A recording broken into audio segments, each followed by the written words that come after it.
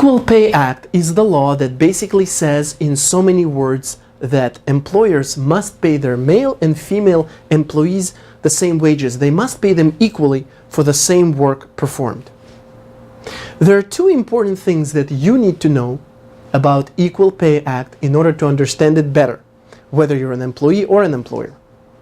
The first important thing to know is that this law protects both male and female employees.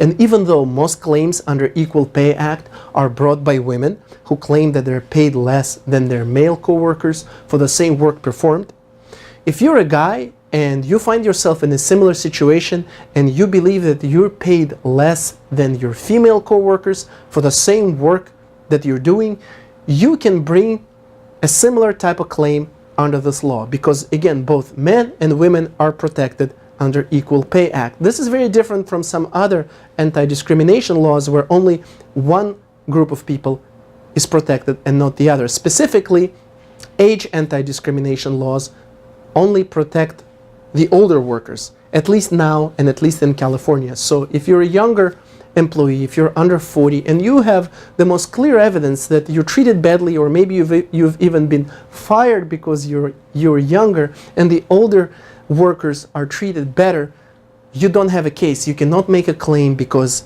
this class of people, the younger people, is not considered a protected category under the law. The second important thing to know about Equal Pay Act is that an employer has several ways of successfully defending this type of case.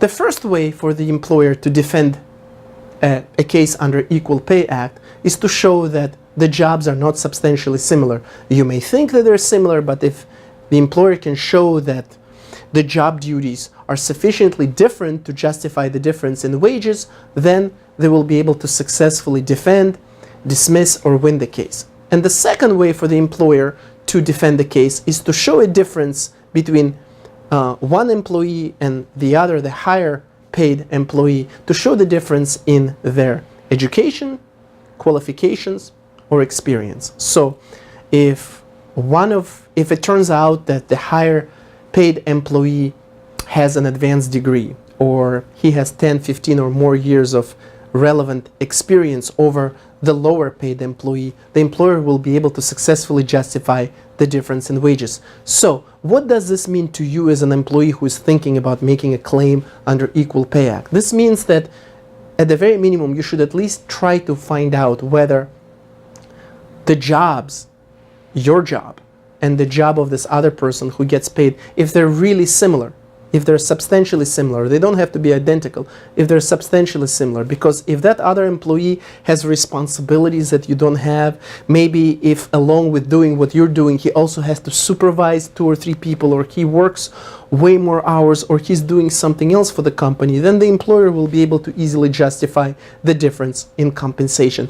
And the other thing that you should at least try to find out, which might be challenging because it's private information, is to find out about that other person's qualification. Maybe he or she has an advanced degree. Maybe he has 10, 15 or 20 years more work experience than you do. It's not always possible, but it's worth trying. It is surely better doing that than rushing to file a claim against your employer to only find out many hundreds and many thousands of dollars later and many months later that that other employee has one of these things. Maybe his job duties are different or his qualifications are far superior than yours and therefore they're paid more, so there is no case. It's really worth doing that homework first, if at all possible, before filing a case. Thank you.